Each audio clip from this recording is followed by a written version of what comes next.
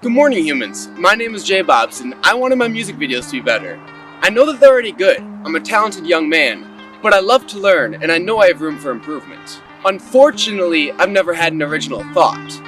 Thankfully, I'm surrounded by an interconnected world of endless talent and creativity.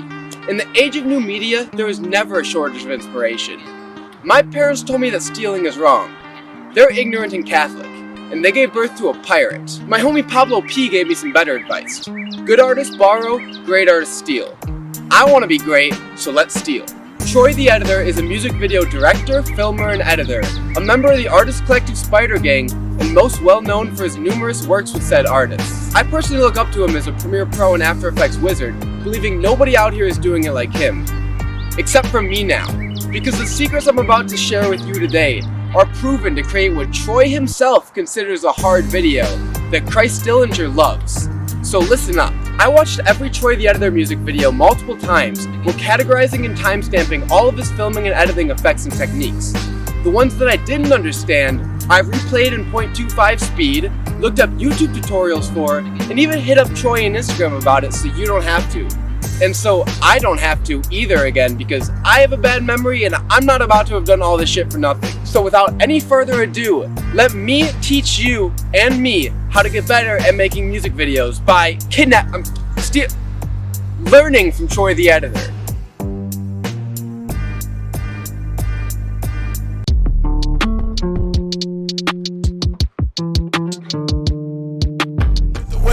I just robbed a Christian nigga, shot him at his own communion. I just bought a pistol and I gave it to my little sister. To achieve this effect, you're gonna have to plan ahead. While filming the scenes that you want to be transitioned, while ending the first clip, whip into your desired transition direction. Then continue that same directional movement, whipping into the second scene. Then, while in post-production, chop at the blurriest points of each clip and put them together. I use this technique in my music video for Sick Hop right here. And I could get out with the song. Don't be rhyme, it's wrong.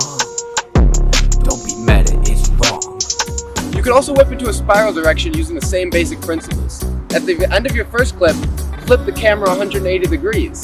Then while starting the second clip, start it upside down and complete the same directional movement, whipping into the start of the second clip. You can get closer or further from your subject by using your camera's zoom function or by physically moving closer or further from your subject. However, these are not the same. They both provide a unique perspective on your subject and its background. The Dolly Zoom uses this to its advantage to create a nauseating effect. To achieve this effect, you want to keep constant framing of your subjects while either zooming out and moving towards the subject or zooming in and moving away from the subject. If you're like me and you don't have access to a dolly, throw a warp stabilizer on that bitch and you should be good. If you're like me and you don't have reliable access to a cameraman, cry about it and learn some of these other effects.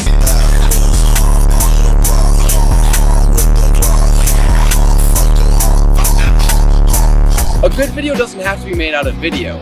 Troy creates a stylized aesthetic using the choppiness of stop motion alongside a heaping pile of other effects. To achieve this effect, simply spam photographs in lieu of video footage. Before bringing your photos into your video editing software, you need to set your desired frame rate. Otherwise, you're going to have your work cut out for you, chopping and moving around every single individual photo, which will be a massive headache that you don't want. So, to do this on Premiere Pro, go into Preferences, General, Project Assets, Still Image Duration. I'm stealing this technique for an upcoming music video I have planned for Ride or Die, where I'm planning on aligning the FPS of the footage to the BPM of the music.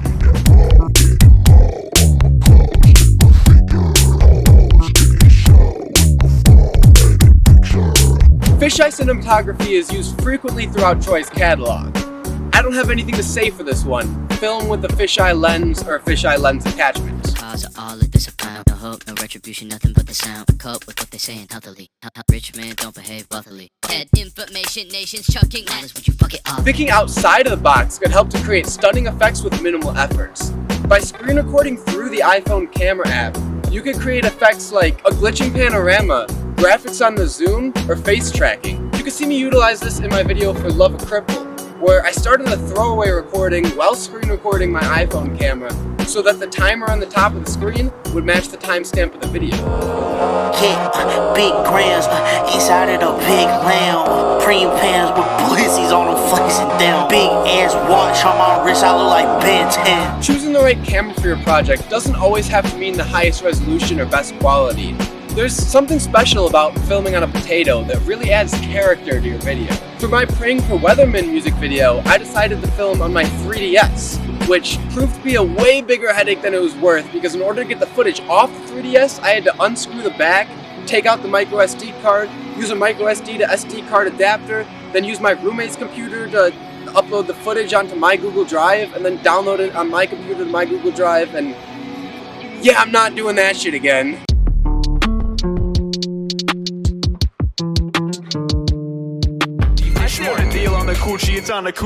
An object or person moving across the frame of your film can be used to create a seamless transition between scenes. Simply create a pen tool mask from the front side of your subject to the end of the frame with a slight feather to smoothen the mask.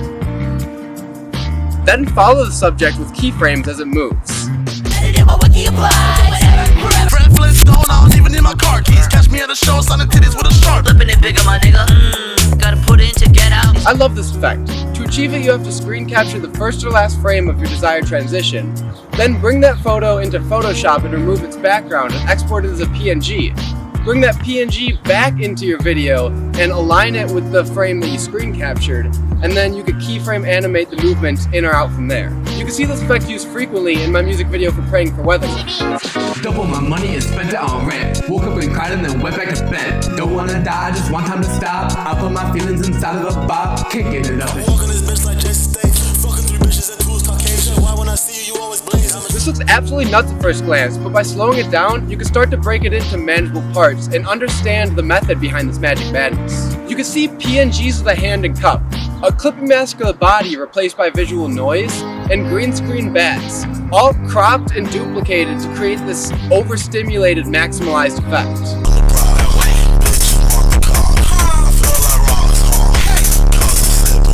I don't have any specific examples of this, as it's seen throughout the vast majority of Troy's works. However, the most common examples that I've found have been explosions, fire, bats, broken glass, and bullets. This is the easiest way, just to add a little bit of spice to your video. Go on YouTube, look up green screen effects, YTMP4 it, and key the green away. You can see me utilizing this in my Love a Cripple music video through the heart overlays and my backup dancers.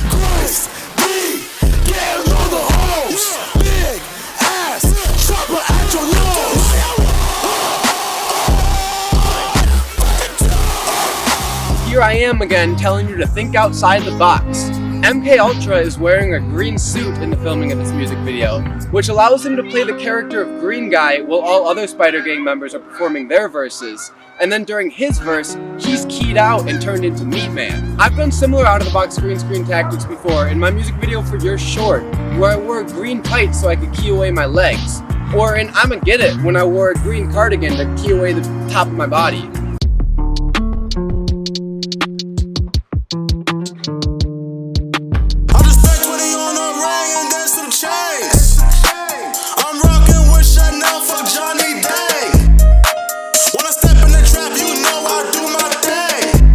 This effect was the biggest challenge for me to figure out, and it's what inevitably led to me reaching out on Troy to Instagram just to ask what the hell is going on here. I learned that it's only possible in Adobe After Effects using the Mesh Warp tool. Mask around your subject and duplicate them to a new frame. Then use the Mesh Warp tool to keyframe animate your dragging the background away. I use this newfound knowledge in my Christ Dillinger music video. Don't give a fuck, I'm coming up, bitch, I will give no fuck. Troy uses this tool in a variety of unique ways, like in There Will Be No Miracles. This is a reverse effect. Mask around your subject and Mesh Warp only the subject instead. Another After Effects exclusive distort effect, Optics Compensation, allows you to turn your video into a sphere or an inside out one.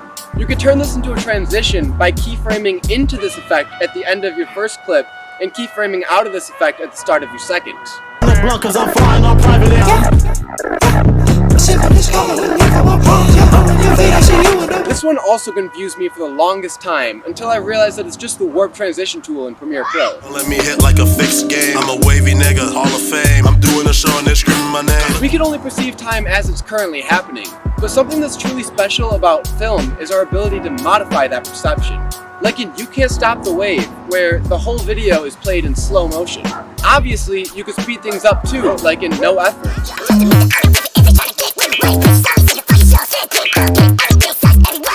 This music video is special because it was filmed in regular time, and both the video and the audio were sped up in post-production, which is mentioned as meta-commentary by a Spider Gang member towards the end of the video, providing a unique behind-the-scenes perspective on the creative process behind this work of art. I speed up my music videos quite frequently, like seen in Christ Dillinger here, or Dirty Dan right here.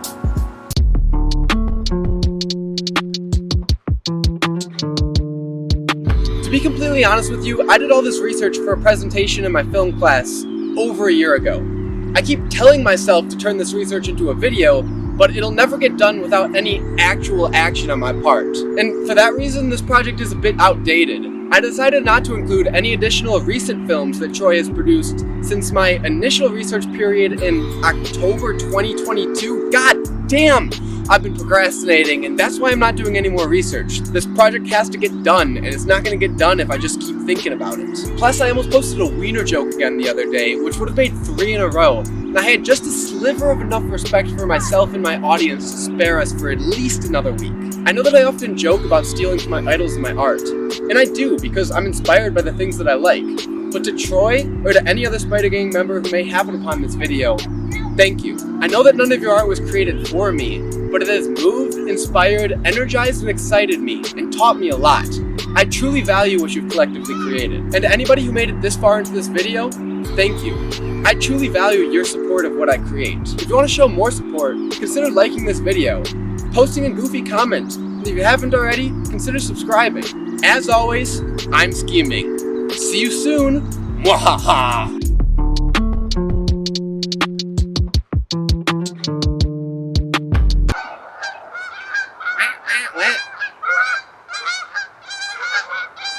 I've done similar out-of-the-box I've done similar out-of-the-box screen. Mask around your subject and bring them to a new frame.